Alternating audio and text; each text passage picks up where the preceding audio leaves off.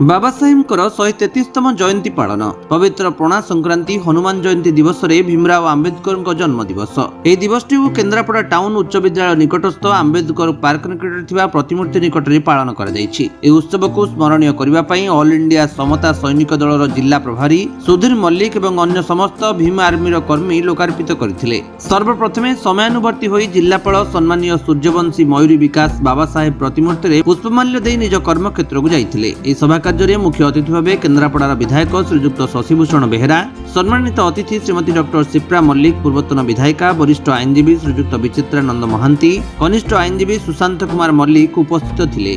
प्रतिष्ठा लाभ करिसेंती एवं शिक्षार उपयोग को भारत वर्ष को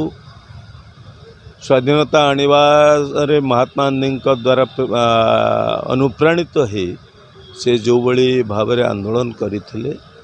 एवं स्वाधीनता प्राप्ति पर देश किभली भाव श्रृंखलित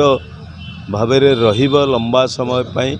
सबु दिगरु सबु वर्ग प्रति न्याय रहिब, से महिला हुंतु, से आदिवासी जनजाति हुंतु, दलित वर्ग हुंतु, संख्यालघु हुंतु, ये सबु श्रेणी सबु वर्गों भितर एक समन्वय प्रतिष्ठा हला भली एक संविधान प्रणयन करिबा आज आम पाई एक सफल भारत वर्ष को आनी देइछि। एवं आज तांका जन्म दिवस रे आमे निश्चित भाव में तांका प्रति श्रद्धांजलि रखिवा सहित आम संविधान प्रति निजर जो प्रतिबद्धता ताकू मध्य जाहिर रखिवा। डॉक्टर सिप्रा मल्लिक केन्द्रापड़ार पूर्वतन विधायिका। जानिया चाहूँगी बाबा साहेब भीमराव आंबेडकर जोटा कि आम भारत वर्षर से जो हीराखंड हो जन्म होते आम भारत वर्ष को बहुत त्याग दी जाए से जो संविधान नीति नियम प्रणता करी जहाँ जहाँ लिखिदी जाते बर्तमान से नीति नियम को जापान भली देश ग्रहण करके बर्तमान संविधान में नीति नियम प्रणयन कर आम देश केते ग्रहण कर निश्चित भाव में सारा विश्वर जेते श्रेष्ठ मानव मानक मध्य आंबेडकर जी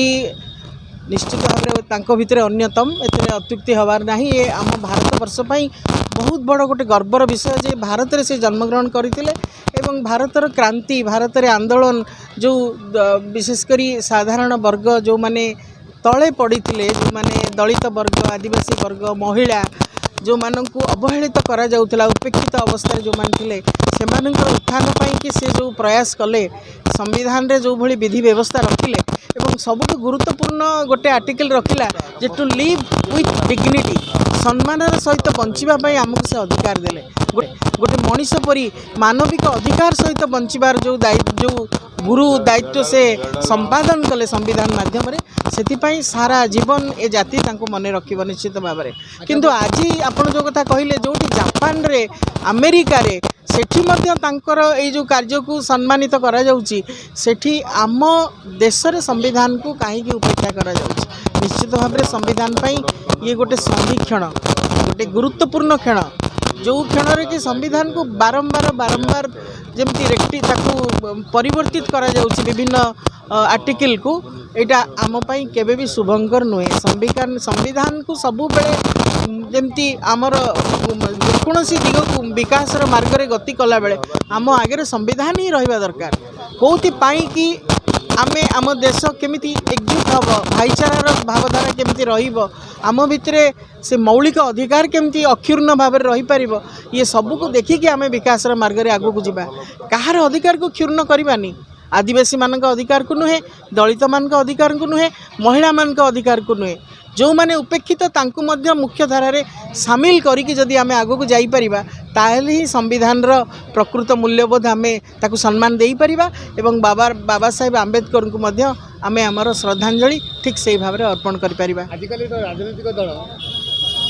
संविधान नीति नियम प्रणयन को पछरे पकाई निजे जहाँ चाहते समाज में आखि आगे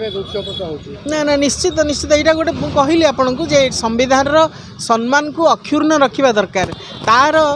इम्प्लीमेंटेशन को आम समाज रे आम देश रे आम राज्य रे केमती ठीक भाव में हो पारिबो सेतिपई कि आमर प्रयास जारी रहिबा दरकार नहले देश रहिबोनी कि राज्य रहिबोनी संविधान रो महत्व रहिबोनी आमे जो एते लक्ष लक्ष कोटी कोटी भारतीय आमे निश्चित भाव में एकाठी हो रही पारिबा नहीं ये गोटे ठीक आपनका परिचय विचित्रानंद महांती एडवोकेट। दिवसକୁ 133तम जयंती भीमराव आम्बेडकर जोटाकि आम देश और जाति आम समस्त जो त्याग आम्बेडकर जन्म हवा फल भारत वर्ष में मुझे कहबी जे एक उदित सूर्य से जन्म होते जहाँ फल देश में तत्कालीन जो जाति विभेद थिला जो बड़ी भाव में दलित निष्पेषित होते लोक मैंने